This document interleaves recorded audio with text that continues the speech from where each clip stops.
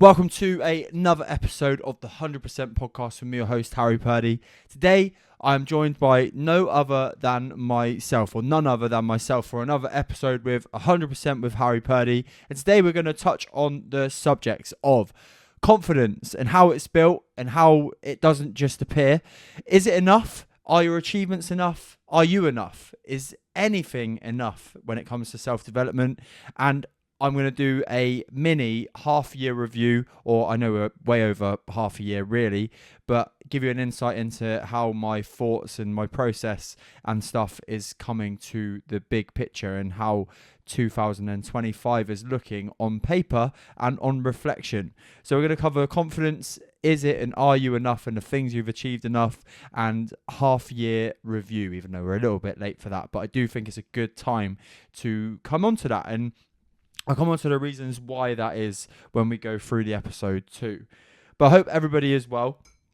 This is another episode with me solo, but there is a little bit of exciting news. I don't know why, I've kind of stopped reaching out to, I kind of had stopped reaching out to the high-flying guests recently.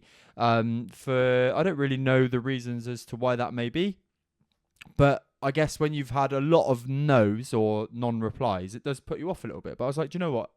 You're not going to get a yes if you don't ask at all, right? So I've got somebody from politics coming on to the show very soon to discuss how we can keep the faith in what seems to be a really hard time in British politics at the moment.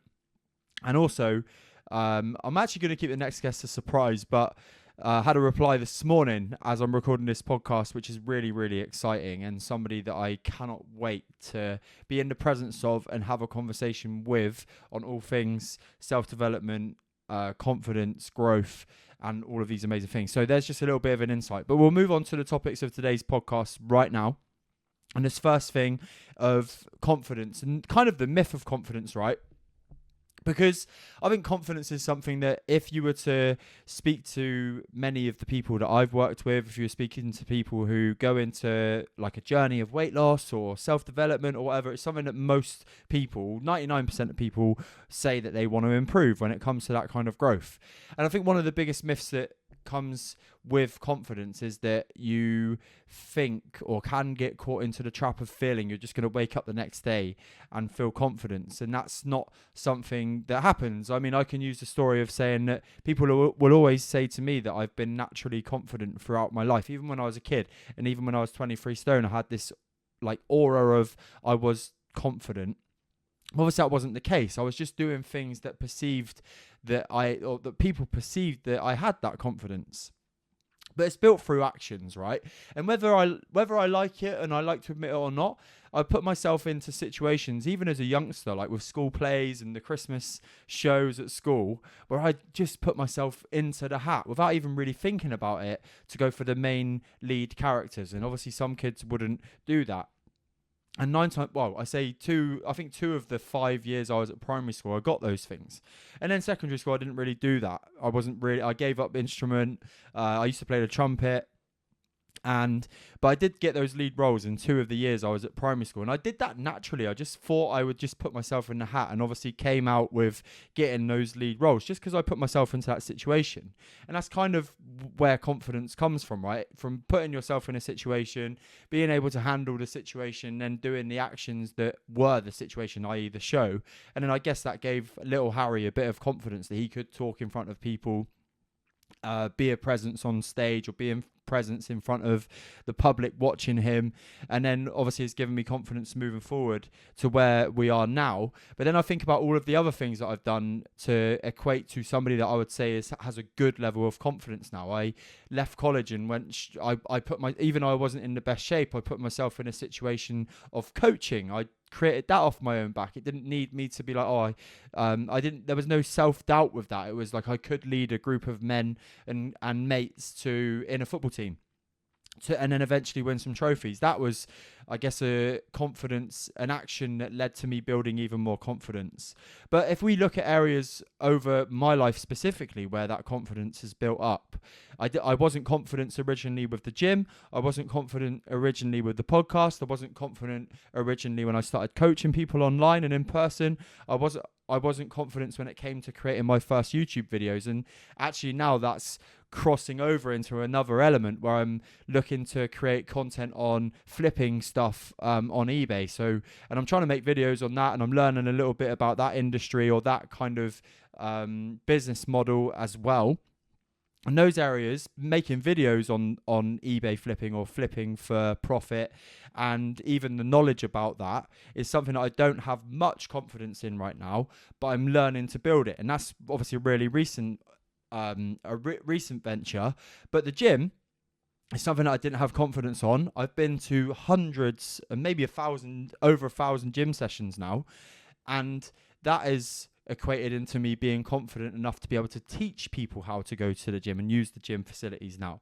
Podcast, no confidence at the start. I knew how to talk, but I wasn't sure how to create a good podcast episode like this one where I could create value for people and sit here on my own and be able to deliver, I guess, a talk on an episode on how to get better at something. So, but where I'm going with all of this, and then coaching as well. When I started coaching, it's got to the point where I've had experience, and now I can deliver coaching with confidence too, to the point where I went and delivered 100% event as well. And all of those elements, I've turned up and done some form of action to create confidence in that area. So confidence is built through actions. So if you're listening to this podcast saying, oh, I don't really have confidence in an area, then with that area, ask yourself right now what actions you're taking to be able to do the thing. I hope that makes sense. But there is a myth of confidence that it just turns up overnight. And actually what I'm saying to you here is you have to put action in. You have to put some form of evidence in to create confidence in an area. You're not just going to become confident overnight. For example, if you were to look at Cristiano Ronaldo, I mean, I'm sure he'd handled himself fine. But if you chucked Ronaldo onto a football pitch, he is the most confident person in the world when it comes to football, right? And sure, like he's in my opinion, he's the greatest of all time. But if you were to think about Ronaldo and go, right, mate, go and demonstrate that confidence on a cricket pitch, he probably wouldn't be able to do that, yeah? So it's just something to think about, that actually everybody's not confident in every area. They'll just give it a go. But the more times you stack up evidence and the more time you stack up action in an area that you want to build confidence in, that's when your confidence will grow. Perfect. But leading on to the next topic and leading on to the next conversation is about having dips in energy and having dips in confidence. And I do think actually from conversations with people and through the coaching call I was on Monday with my peer group with Paul Mort, is there seems to be, and even my family actually, there seems to be a real theme at the moment of there's like just a bit of a dip of energy. I don't know whether it's the real randomization of the sunlight that we're getting at the moment or what, but whether sleep's bad because light is becoming harder to, or not harder, it's still quite light in the morning and night, but obviously it is darker than it was, let's say 2 weeks ago, right? The night is coming in fast, but there's many different areas as to why somebody's energy may dip. And mine the same. I'm finding things that would normally be a regular tick box for me to just be like, yep, I get that done. Yep, I get that done, is actually becoming, or has become, a little bit of a struggle for me recently. And I know I've mentioned about the post ultra fatigue, but I'd like to think that 2 months since that event that would have cleared from my system, but it just doesn't seem to be. I'm going into my physio at the moment and I'm not recovered from the session that we had 2 weeks ago, for example, and there's still some tightness in my muscles, and I'm waking up and I've slept for 8 to 9 hours and there's still no natural energy within me. I'm kind of having to like generate it myself or force myself into doing things, to the extent where 2 weeks ago I gave myself a week off and I've come back last week, and that week of normal training, 3 gym sessions, run, football, where football has come back, we're in pre-season now, has had a massive effect on me this week, and my body has reacted really badly in a sense of the injuries that I'm getting, where I'd normally be able to shake them off, little niggles. They're not shaking off. But what I've found as a knock-on effect of that, where I'm like, I can't go and train to the full intensity that I want to. I can't go and tick off these boxes of training 3 times a week, getting at least one run in, and then going out and playing at 100% on the football pitch. Those things are having an effect on me right now, and it would be absolutely pointless for me arguing with the situation, right? There'd be absolutely no point me get, as much as I probably am a little bit getting frustrated with the situation I'm in right now. It's really important for me to remember that arguing with reality, i.e. the fact that I am injured, I am feeling really fucking fatigued at the moment, and getting pissed off about it would just add another negative carrot to the situation. And I don't want to do that. So I've just got to meet myself where I am. And remember that when it comes to having a dip, if you are having a dip as well right now, and your energy is a little bit low and you're not quite hitting the same milestones and the same tick boxes that you were once doing at some stage this year, 1 month doesn't make a bad year. One bad month, if you were to even label it bad, doesn't make a bad year. If I was to use my own situation, I'd love you to do this. I could write down 10 things that have gone really well over this last, the start of this quarter, and since the halfway point of the year to where I'm at now, that actually give me a bit of perspective. And I think one thing that's a really important reminder is that with every negative that I could think about right now with what is or isn't happening for me, there's also a positive thing that can come from it. I can't train right now, but that means that I can't train with high intensity right now, but that does mean that I can work on the injuries and the mobility that I maybe am struggling with since the ultra. It does mean that I can get my muscles and my agility and speed into a situation where I can go out and play football to the best of my ability this season, and all of those things which I can flip it around, right?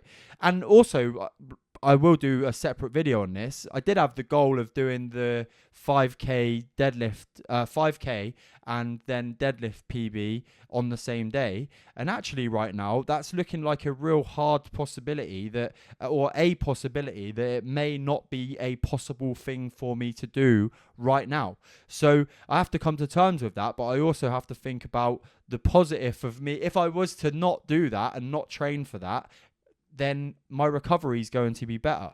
And actually, is it the best thing for me as I'm thinking clearly right now? Maybe it is. And I think it's really important to take those things into consideration. If I was to train at that intensity, really hard running, really hard deadlift sessions, is that going to have a knock-on effect for the rest of the year? Probably. Whereas, if I back off of those goals, can I end the year stronger than where I'm at right now? Probably again. So I think it's important to remember that with every positive or with every negative aspect, then you do and you can find a positive one to match it to. So with the negative, there is a positive. And then the other thing that's really important is to say that when you can't do one thing, it opens up an opportunity for you to do another.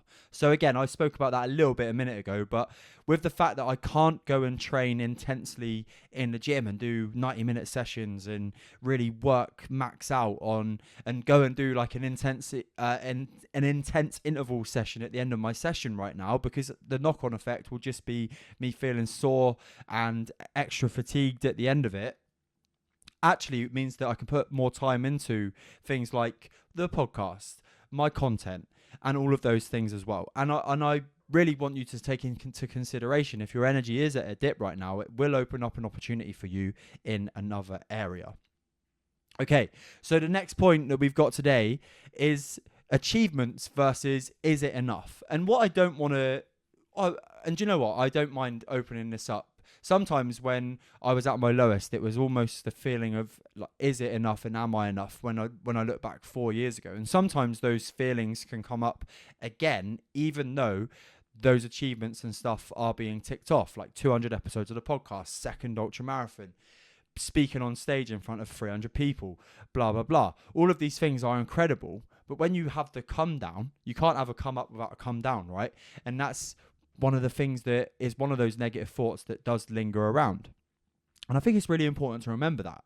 But what is important to remember is that none of those big goals were actually on my agenda to achieve. They were just things that materialized. Of course, I wanted to do them, but they weren't things that I built up in my head like this was the pinnacle and that's it. It was just because I wanted the journey of being able to do that.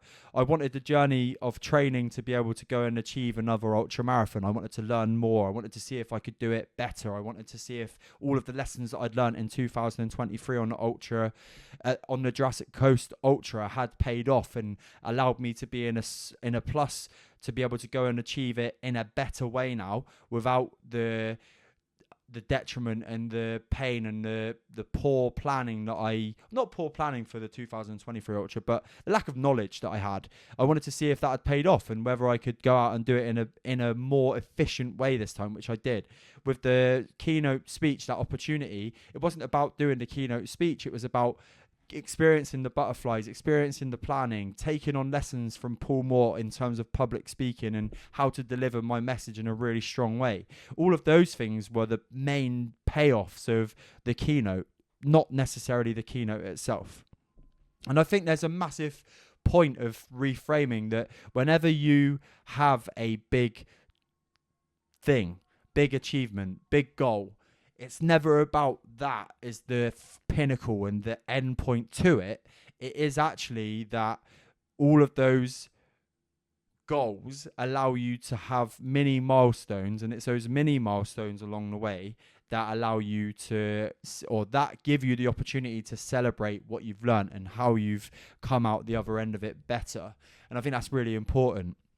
Because when you do get to those big milestones, there's always that element that you're going to feel a little bit flat afterwards, or in at least in my experience. And I'd love to know in the comments if you have experienced something along those lines as well. But when you think about it, it's never really, of course, like getting a medal and getting the applause at the end of a keynote. And actually, like when I think about the 200th episode of the podcast, although it was insane that milestone was like taken, there was no applause. It was just me in this bedroom and Rob McGeary sat on the other end of the camera. It was just a milestone. But actually, the incredible part of that, it wasn't the 200th episode. It was the 199 before that, where I'd learned a million lessons to go and take into that 200th. And then when I look at the 201st, being able to sit there and talk about the 20 lessons that I'd learned over those 200 episodes before, that was what it was about. It wasn't about the 200th episode specific. And then when I think about me reaching out to members of parliament and reaching out to people with over half a million followers on Instagram that are saying yes to coming on the show now, that's because of the portfolio that I've got behind me. That's because of the evidence that I've got behind me. That's because of the confidence that I've put in over 4 years, 3 years, 4 years, 3 years, whatever it is, to be able to go out and send that invite and be like, look, here's the evidence I've got behind me now. I've got confidence that you're a good fit for this show. Let's go. And then that gives me the opportunity for somebody to say yes or no. And I'm sure I'll have more no's in the future as well. But actually, when I look at the portfolio I have and the evidence I have of the 100% podcast, it leaves me with confidence to be able to take forward. And actually, do you know what? Like, I'm going to start taking on that responsibility of inviting more people on to the show to be able to hopefully reach a bigger audience with the 100% message. What's also really important to remember about the dip, which was the original point of where I went on before I went on that tangent, is that I have 10 big milestones that I wanted to achieve this year, and I've already boxed off 5 of them. So actually, when I look at the theme of the flatness and the fatigue that's going on at the minute, there's probably a reason for that, right? I've gone quite hard for these 8 months and with some strife with regards to like my own life as well, which I have mentioned previously. And it's important to not get sucked up into this short-term thinking of what's going on right now, what's going on today. Because even though today may be a flat day, there'll still be things that I can look at that will be a positive. At the end of every day, I'll still take the opportunity to write down 5 positive things that have happened in it that have allowed me to continue growth in some way. And if that that may be something absolutely massive. Like I have actually gone out and I've managed an hour's training session, or I have gone for a swim or a run, or it could literally be that I took some time out, read a book and had a coffee. These are all things that you can accumulate and add up to create a better version of you, because rest is just important as a training, as we're aware. In fact, it may be just as important, which is what I'm finding out right now. But when you are having those moments of looking at a specific moment in time which may be a little bit flat, what's really important to do is to just zoom back out from that timeline a little bit and look at things with a bit of perspective. Because when you look at things through a time perspective, it really does show how much you have grown. And again, I could use the podcast as an example of that. I could use my aesthetic build now as an example of that. These aren't things that have just happened overnight. These have happened over a long period of time. And when you can give yourself that time and the respect to actually look back and zoom out and talk to people about, or even give yourself the evidence of what you've achieved over a big, long period of time, that can have a massive and have a massive difference on how you're feeling about a situation, and give you that positive perspective to the negative thought that you may be having right now, which is really, really important. So moving on to the final part of the pod today, is that I've got 4 takeaways for you to go away and build that confidence a little bit more. Make sure that you don't fall into that is it enough or am I enough mentality, and to even go away and create a really powerful last 4 to 5 months of the year, 4.5 months of the year. So the first takeaway is that with all of these things that I've mentioned today, reframing, keeping track of your goals, jotting down your wins, you know what's coming. I'm going to mention the journal. And the best thing about that is that I have a free 14-day journal that you can trial. And in fact, if you reach out to me, I'll send you through the full 90-day one, which I give to my clients on a quarterly basis. With that journal, it really does guide your brain to the positive things that are going on. And in fact, if your brain isn't in a positive place right now, it can just unwire or rewire it to be able to think in a positive way, because questions are the steering wheel of the mind, and with the journal it asks the right questions to get you thinking in the right headspace. The second takeaway from today, it links into that journal point, is to just keep track of those micro wins. Right now, it would be so easy for me if I wasn't tracking my micro wins to get really caught up in the things that I'm not doing. But every day, even though the period of time for me right now is really, really tough in terms of my physical and in some ways the mental health of the physical health not being at the best, is the micro wins that I'm getting. And the fact that I'm writing down those micro wins is keeping me in a positive frame of mind as much as I possibly can be right now. And those micro wins are going to be something that can help you as well.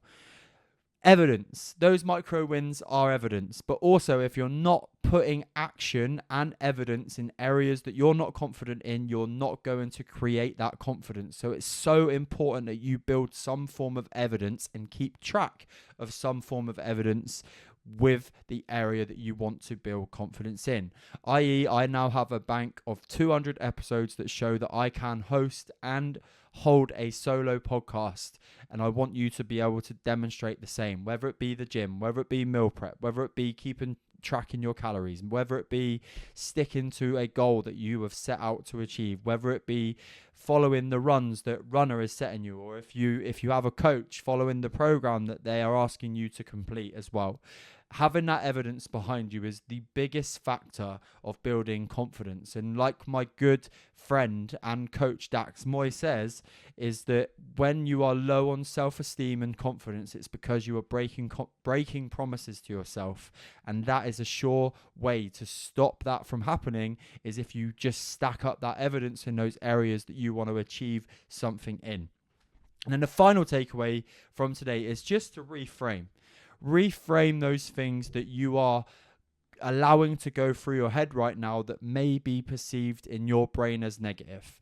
reframe them to something positive. Sit there with a bit of pen and paper and write down the positive things that are coming from the negative thing that is going on in your life right now. And don't get me wrong, sometimes these things are really difficult to do, especially when it comes to personal life, not just physical, and not the fact that you're injured and feeling a bit fatigued or flat. It could be stuff that's really getting you upset. But genuinely, if you give yourself time and permission to look for that positive thing, you will eventually find it. And they do say what you can't say thank you for will rule your life. And I've been in a position in the past where I've allowed past things to hold me back and allow me to build some form of resentment.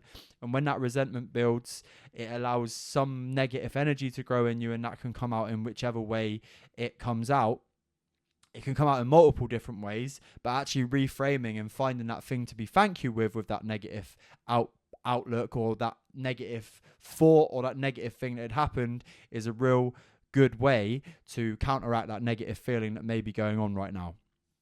With regards to the episode today, I know it's been quite deep, quite intense, but hopefully it's going to give you a way to go out and reshape that confidence, to stop you getting caught in that trap of, is it enough? Am I enough? And then also give you an idea to go out and start to conquer the rest of the year and not get caught up in what's happening right now, but remember that you've got 4.5 months essentially to go out and away to complete the year in a positive way. So what I want to remind you of just quickly before I wrap things up is that confidence is the build up of daily actions. It's a compound action of doing little things that add up to big wins in the end, i.e., one episode a week for 200 weeks equals 200 episodes, over 25,000 downloads now. Turning up to the gym for over 1,000 times leads to the best physique of your life. It doesn't need to be quick. It doesn't need to be in the moment. It can be over a long period of time. And if you give yourself permission to just stack up those mini actions, mini wins on a day-to-day basis, that will leave you eventually with a newfound lease of confidence that you will be able to go and create your own biggest 100% version of yourself, which is what you're probably looking for listening to this episode. In terms of the episode, just to remind you, you can go over to my Instagram and download my free 14-day journal. Like I said to you, I'm more than happy to give away the 90-day one. You just got to reach out to me on DMs, just asking for it. Tell me that you've listened to this episode. Tell me what your biggest takeaway was. But if you have enjoyed today's episode, please go over to Apple Podcasts and Spotify and drop a 5-star review. It does go a long way to helping the show. If you're watching on YouTube, like, subscribe below. You know the drill. Keep this algorithm ticking along for me. I'll see you here with an episode every Friday. Take care.